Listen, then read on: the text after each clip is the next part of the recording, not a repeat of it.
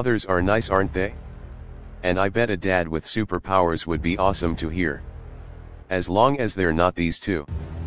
Bardock, a proud member of the Saiyan race and the father of Goku from Dragon Ball. Omni-Man, a Viltrumite sent to Earth to conquer it and the father of Invincible from Invincible. For this we will be using the comics and show for Omni-Man, but for Bardock we will only be using the specials, so no Dragon Ball Super Bardock or Heroes Bardock, just normal Bardock along with Super Saiyan. Lord Frieza, Emperor of the Universe and ruler of galaxies. He's considered one of the strongest people in the universe, especially with his army at his side. This couldn't be more true for his possibly best soldiers, the Saiyans. The Saiyans are a warrior race who conquer planets and kill everyone in their path. Such was the case for Bardock, Goku's father. Despite the hair, Bardock is nothing like Goku. In this original timeline before Super came along, we got a merciless Saiyan warrior who completed mission after mission and just kept getting stronger. His potential and feats were so insane that it caught the attention of Frieza himself, sadly not in the good way. Frieza heard of a legend, a Super Saiyan, the one normal being who could take him down, and he hated it, and no wonder, Saiyans are OP. Like all Saiyans, Bardock can fly, shoot beams of ki, and grow stronger during battle and even after defeat. Saiyans are born warriors, and it's easy to see why. Frieza decided the best way for a Super Saiyan to not arrive, is to exterminate the whole damn planet like a space Hitler.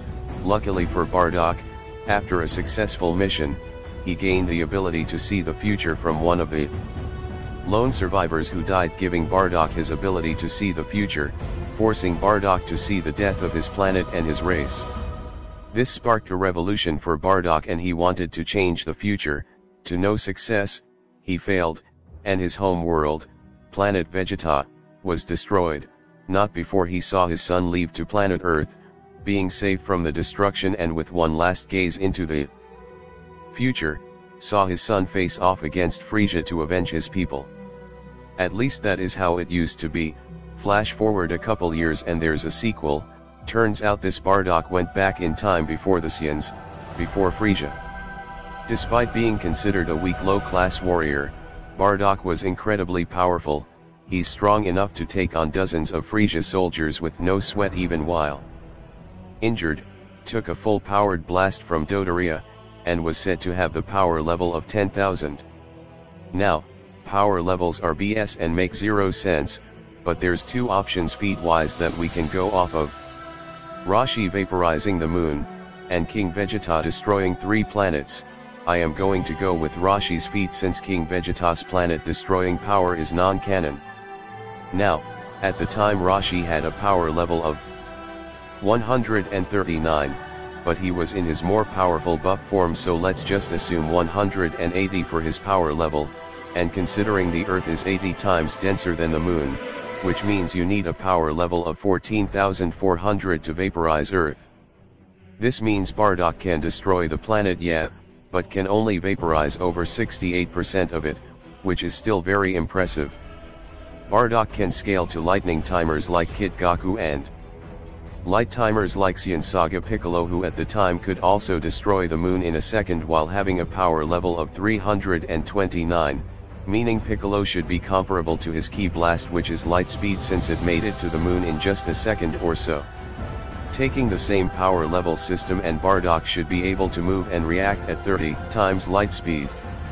May it be a gift or a curse, this didn't stop Bardock from healing up and kicking ass, even having a change of heart and protecting the people of the past by fighting Frieza's ancestor, Lord Chilled, unlocking the power from within and becoming the Saiyan of legend, the Super Saiyan.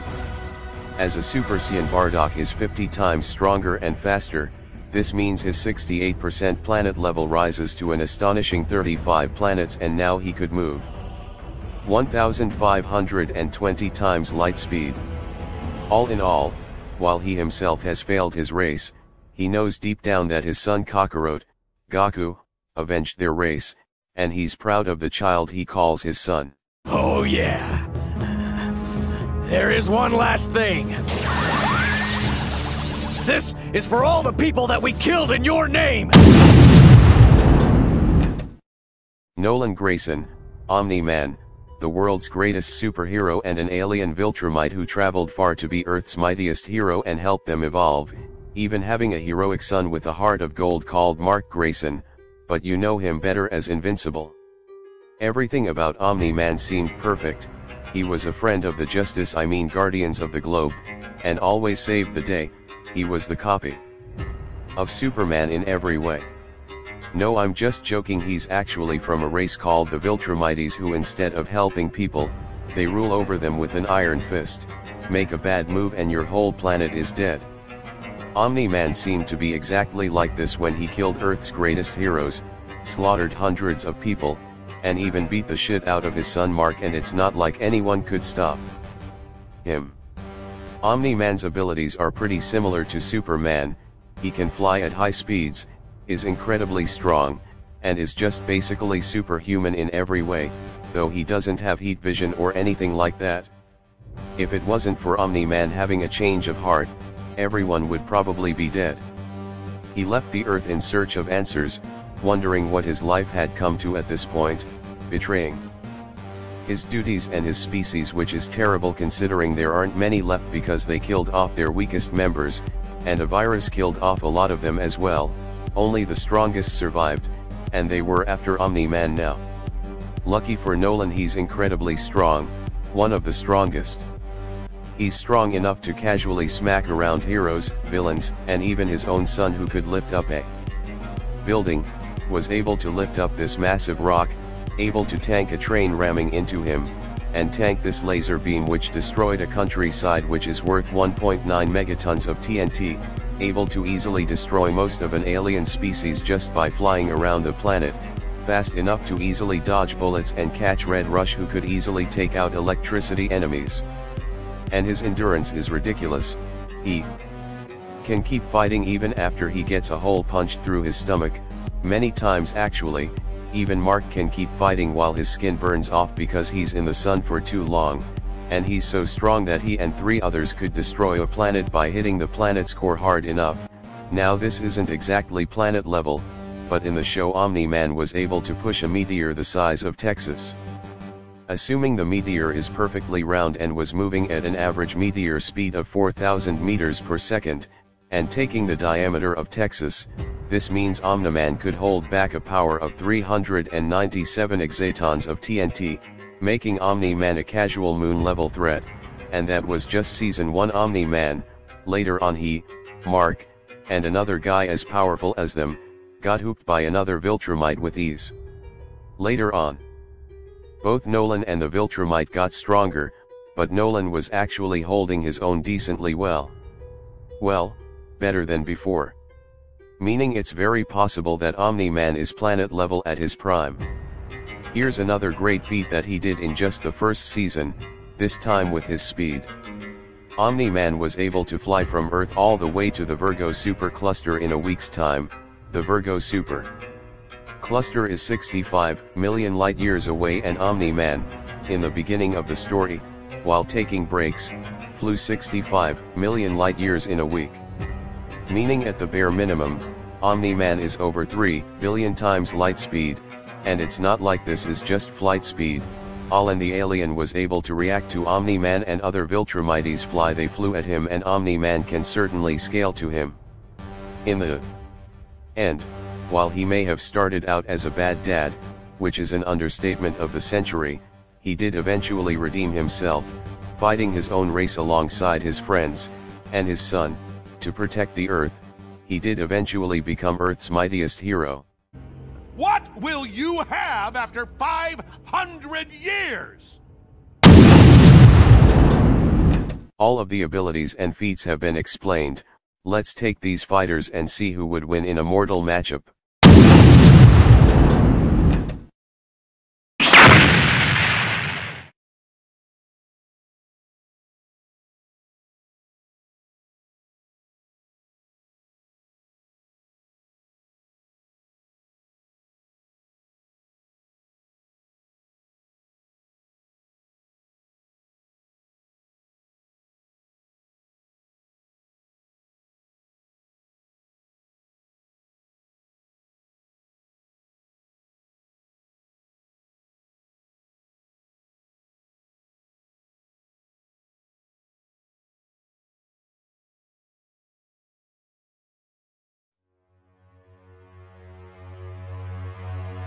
Fight!